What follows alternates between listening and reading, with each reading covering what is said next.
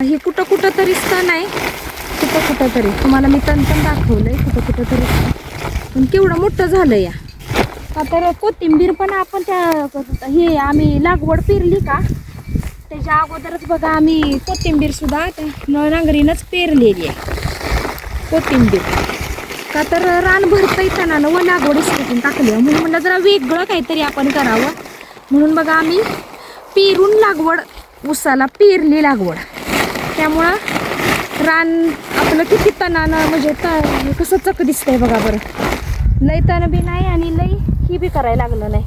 आपलं गोट्यातलं उरकायचं याचं आणि 12 वाजेपर्यंत भांगलायचं.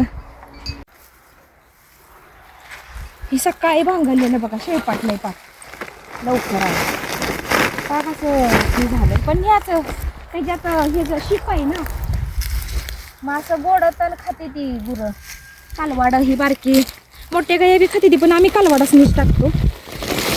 ह्या दिवसात वलं काय वाळका कडबा हीच वैरण असते. असं सगळं गोळा करतो आम्ही पुन्हा गोळा करून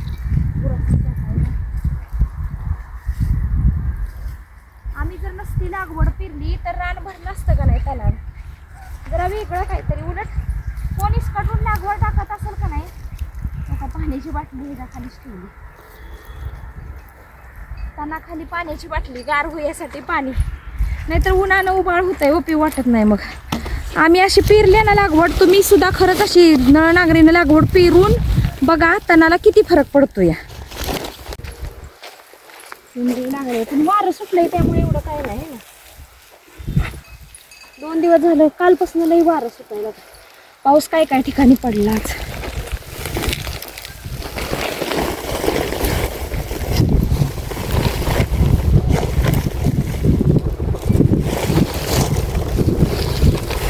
तर बघा एवढं तण गोळा झाले. आता हे कालवाडासनी घेऊन टाकायचं आणि मोठं मोठं तण आहे तुम्हाला दाखवलंय सगळं. बारीक तण अजिबात नाही.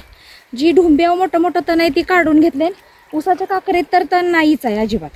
लागवड पेरली आपण तुम्हाला आणि 8 दिवसांना दाखवते की तण त्यात आलंय का.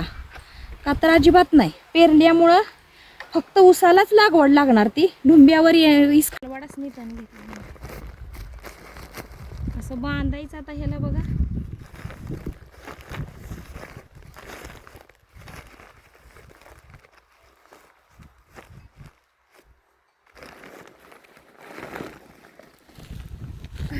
चला घरी काय असं वैरण टाकायचं.